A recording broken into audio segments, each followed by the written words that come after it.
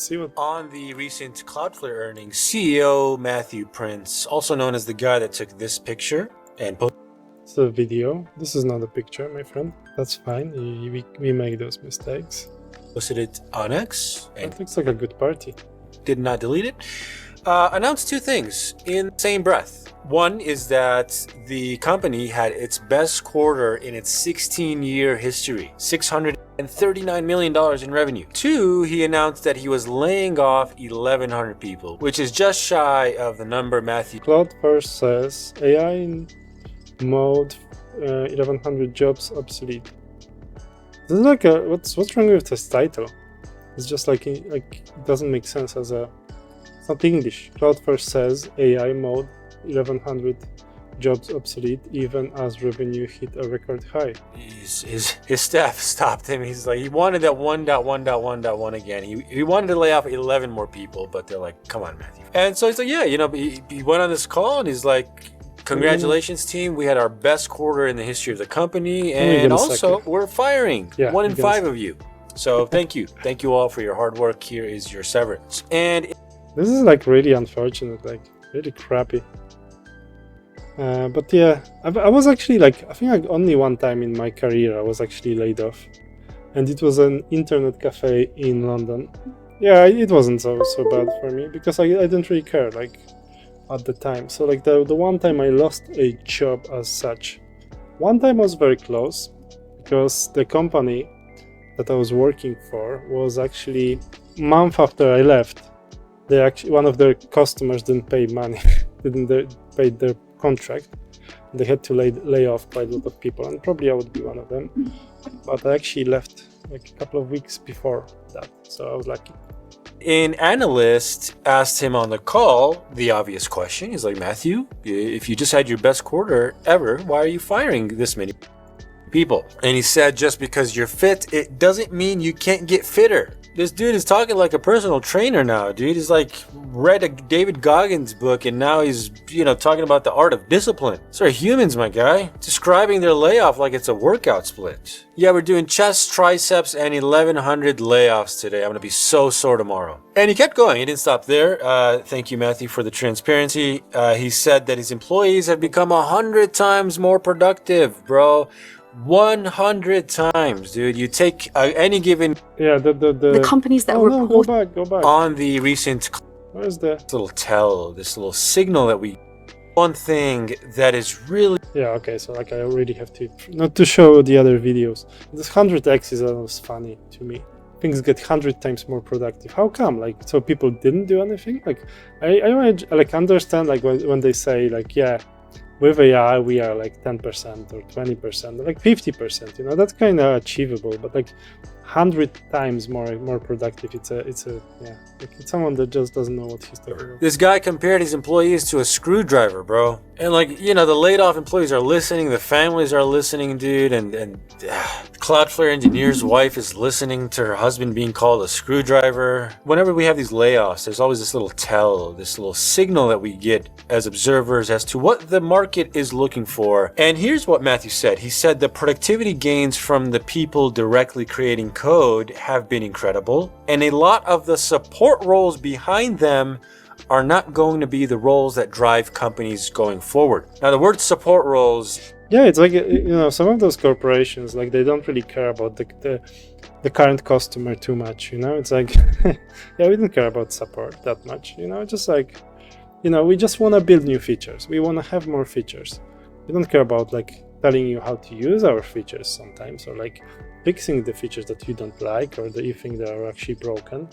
It's about building new features. It's most important. The productivity in building features is what we care about. And like, to be honest, like me as a customer of, let's say, Microsoft, when it comes to Word, I actually don't want it to have more features mostly. And that's like, it's like very rarely I'm looking for like new features. Usually I just want to be able to put some text in Word and maybe format it a bit. Maybe, I know how to do like a styling for like entire page and like for styling to repeat, which is useful. But I don't really care too much about new features. Maybe I'm just not really that curious, Maybe I used to be more curious, but like with lots of software, I just have a couple of features that I like. Sometimes I will learn about new one, and then I usually just like, I'm kind of used to like a dozen of them, and then I just use them. It's easy to read that or to hear that and think he's talking about customer service or something. That's not what he means, dude. What he means by support roles is that, for 30 years. Oh, okay. So yeah, I was actually thinking it's about customer service, because I know those companies do like neglect the customer service. Companies have had to hire reserves. You had the starters, you had the 5 starters, and you had everyone else on the bench. And the point of the players on the bench was so that if one of your star players is injured or tires out in the middle of the game, is this happening in like programming? I don't know. I never. Maybe swap them out. If your star player, like, I worked for like software house, and like we had people on bench, as sometimes they didn't have a project, and like a couple of times I was on the bench myself. Although like no one told me like, okay, you're on the bench now. It was just like, just do those less important projects.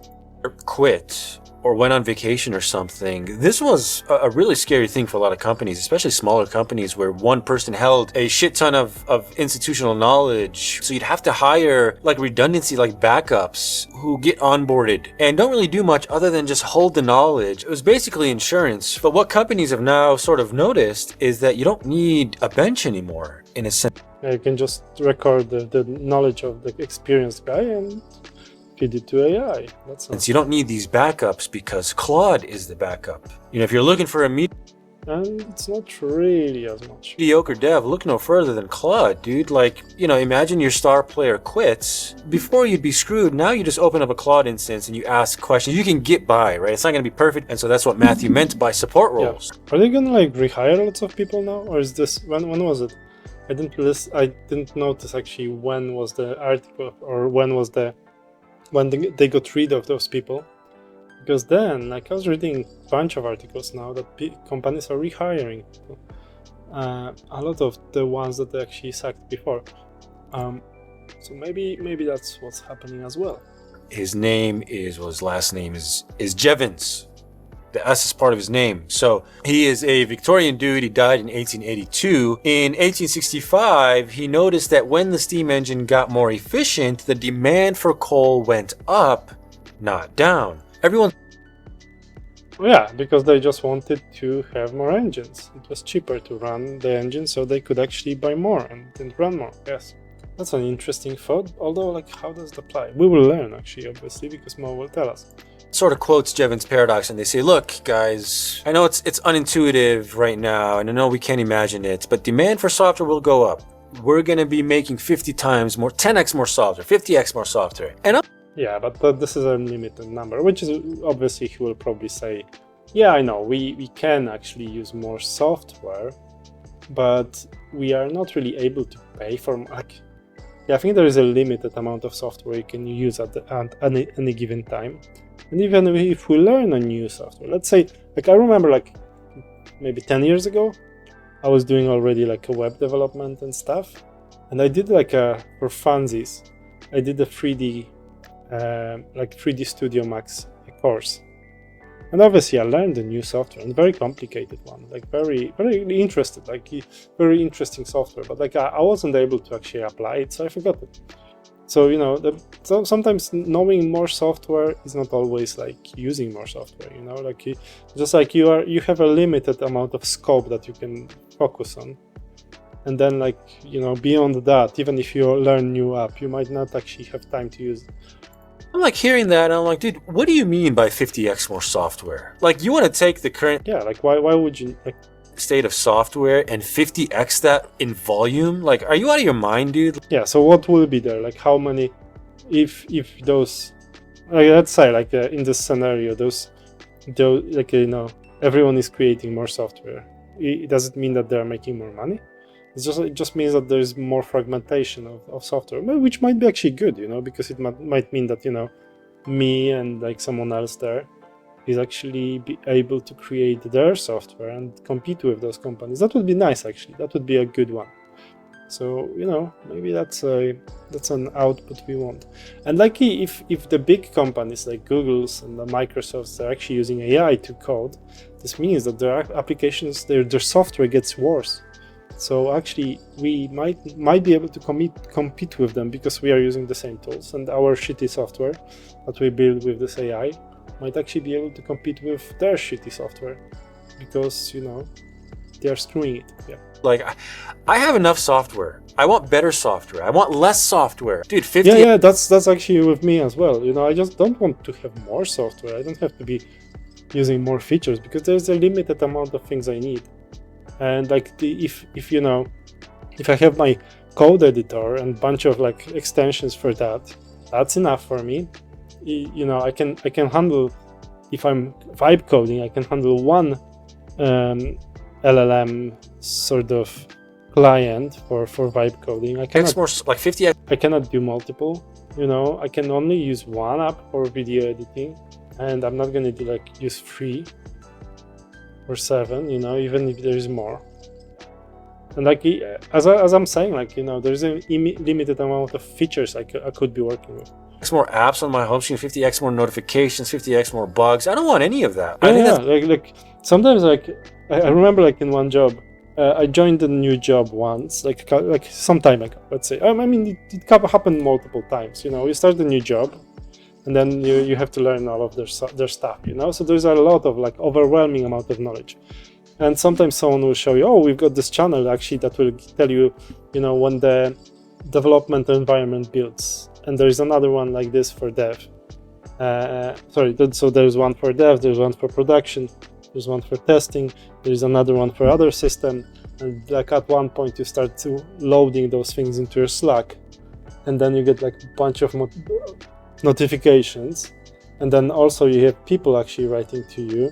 So I actually start ignoring that because this is just too much. I don't want any of that. I think that's a naive interpretation. And I want to offer you a different interpretation of Jevons Paradox. The question is, if Jevons turns out to be right about AI, why, right? What aren't we intuiting right now? What are we missing? And the answer is the long tail of software. Every company has an infinite list of software they want to build, whether Yeah, obviously. Internally, quite a lot of, which is why I always say that I don't think there will be actually people will stop hiring engineers, because the amount of things that they can build and they can come up with is actually almost infinite. And the only thing that limits them is price of those things. So even if we are able to cheaper produce more software, doesn't mean that with AI, that AI produces more new software, more software, might actually mean that we'll actually need more engineers to manage all of that, because we've got actually much more of that, and there's a need. And also the big companies, the corporations, they have to spend most of the money they actually make, otherwise they will be heavily taxed. So they have to be spending, as well. And one of the good ways of spending is actually investing in the future, so in engineering and stuff. That's one of the points I'm kind of repeating many times, that I don't know, there will be less engineering jobs and less need for engineers or for people actually who solve problems. So you shouldn't be worried about losing jobs. And there is a guy called Shiva who is saying that $1,000 will change his mind, his life. How can $1,000 change your life? In my career, I made probably hundreds of thousands of dollars, and I don't think there was $1,000 that actually changed my mind in a way. Maybe my life, it's changing obviously because I can buy something. Would there be $1,000? I'm not gonna obviously send you $1,000, my friend. So I'm really sorry for that. That's a guy from the chat. Just kidding. Oh, okay, good. So I was worried that this is your condition to watch me, Otherwise, you're not gonna watch me if I'm not sending you $1,000. So I would be losing a subscriber or viewer. But yeah, that's good. That's good that you are staying with me. And for some reason, I can't show my subscribers count. No, not working. Let's just finish Mo, and then I will actually get this up to show subscribers, because I want to see if I'm reaching my 2,000 subscribers goal for today. Externally or internally, or if in 3 hours or 4 hours I get none. But in a lot of cases, internal software just doesn't get built altogether. You have teams that want a dashboard, that want an automation, that want a Slack bot, that Yeah, want I've been hired for that recently, So there's a dashboard that they need to build, and they want to push some AI into it, and so that's why they had to hire a team of people to actually build this for them. I'm almost certain that there will be lots of jobs in IT, in software development, because people still need software. It's a cool video. He's a cool YouTuber. I'm not surprised that he's so popular. I wish I was that popular myself. But basically, I'm not surprised that he gets so many views, because he's creating nice stories. And I think also Beard might help in getting people to watch, but that's not the main one. He's making good stories, and he's making very engaging content. So yeah, let's just keep on watching.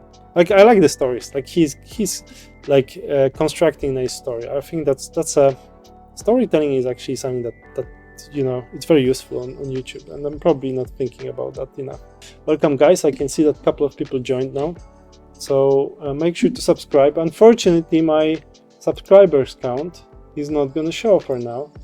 It's just showing white rectangle. Let's just watch more. Tool. There's so much that wants to be built, but can never ever be budgeted. You can never get an internal tool to fit into some quarter's OKRs or something. It never matches the priority of your actual core. No, it sometimes does, because there is a boss that tells, okay, we need to build it. I want it.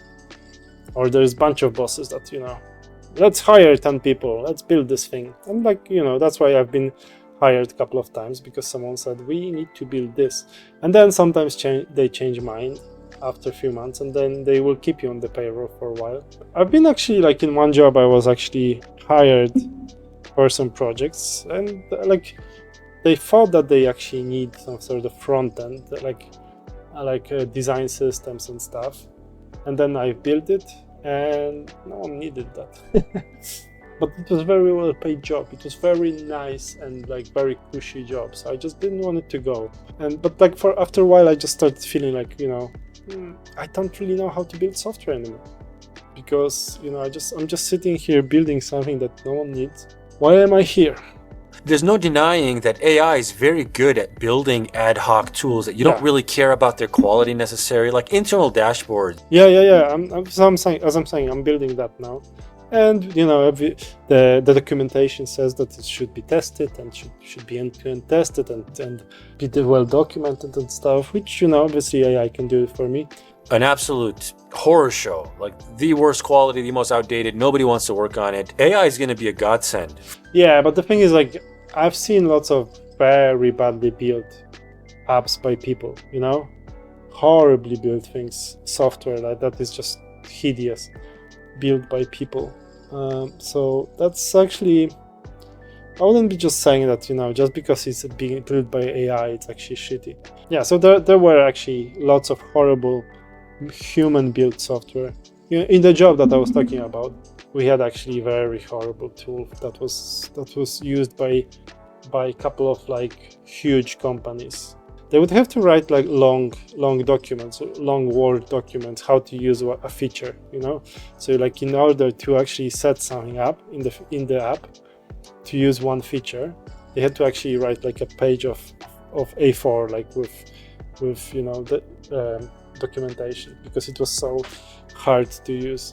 Or figured out yet how to take advantage of the so-called efficiency gains. But I think generally what a lot of companies do is that when they are having a hard time steering the ship, you lessen the load of the ship. When companies want to make a pivot... Oh, he's using second camera.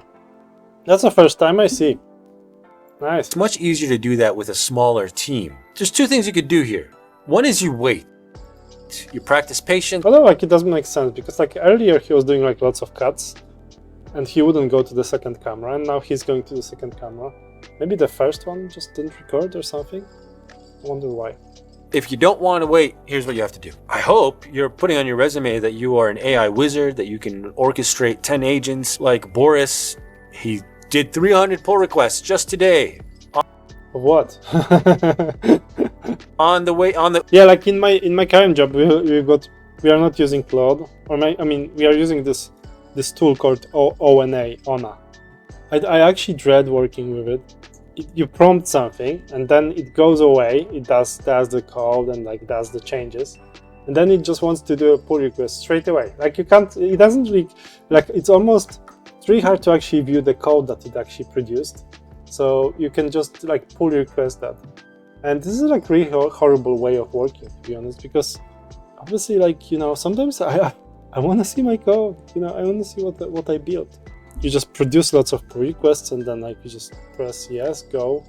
I don't like that work even, it's not very the code. I know it's not a good quality, but also like another thing is, let's say you have a customer and you're gonna sell this thing to him or her, and then like you created something that you don't really know what's behind. I don't really know what's behind, so it almost feels like lying that, oh, this is an app I'm giving to you, but I don't really know what's behind it. Uber, to the podcast interview, from his phone he fired off 300 pull requests. That's what people want, man. I hope you're saying something like that. Even imagine, like, yes, you have infinite amount of tokens, like, so what you gonna build? Like, you're gonna prompt multiple things. Okay, build me like 300 pull requests. It means that you build 300 features, So pull request is a part of a feature, or like features. Like, and then like how much time do you need to define the feature that is actually useful? How much time it's gonna be for you to test it later? So let's say you created 300 features in your app. How much time you spend actually planning it? One. I know, like AI is quite smart. So if you tell it to build some logging logic, it will actually build something that is pretty decent. Can be pretty decent if you know how to build it. Or if you just tell it to, I need a table to display this data, and it will actually build it probably quite okay. So let's multiply this by, hundreds of pull requests and hundreds of features a day. Like, when do you have time to actually define it as a feature, And then when do you have time to actually test if it's actually doing what you want it to do? The one thing everyone sucks at is making an impression, standing out, getting their name on top of the pile. This has been the playbook for 20 years. Personally, for me, almost everyone I hired had a personal website. That's very important to me. Like, you have to have something that you're proud of, that you put your name on. Although like I didn't really, for most of my career, I wouldn't get a job with Mo. I actually, like, most of the time I didn't have websites. Like, now I have like 5 or something. Okay, there is Planero, that's a one website with an app, but Planero, Pixels and Logic, it's my wife's website, but it's my wife's, but I have built it. Pattern Market is being built, but it's a website. Yeah, so I've got 4 websites that are actually running as a... that you maintain, that represents you. Like, I look at a website and just... This is actually a good criterion, Like, I think, like, what he's saying, and I would agree that, you want to be able to show something that you're proud of. And I'm not talking about to-do app on your GitHub. I don't really care about to-do apps. Like, if someone, because I hired people for different companies in the past, and like they would send me their to-do apps, and like if it's not even like published, like if the app is not even in the internet, it's just under GitHub, like it's not worth anything for me. So I suppose to like go into it and like just read the code that they generated online or found somewhere, or maybe they copied it. I don't know what the code is. Maybe they just watched like 1-hour tutorial that just showed everything. So yeah, having a website is actually something useful, because then you are just showing some sort of skill. You built it and you are maintaining it, so it has some value for you. I have a personal website today. There's really no excuse. It'll take you like 10 minutes, dude. Do some thought leadership there. No, it's not 10 minutes to build a website. At least a day, even with AI. But then, like, to put, if you are talking about thought leadership, then it's an article or two. You have to do some work for that.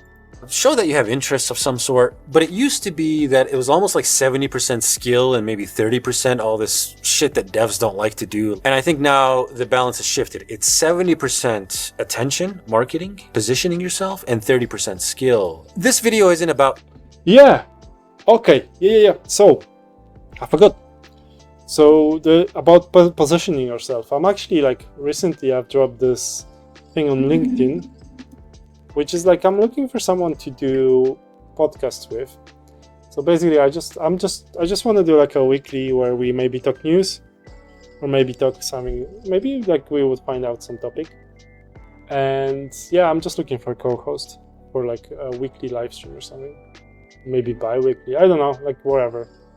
If you want to be talking and if you want to show yourself in the internet, I think that's a good way to do that. So I'm kind of inviting people.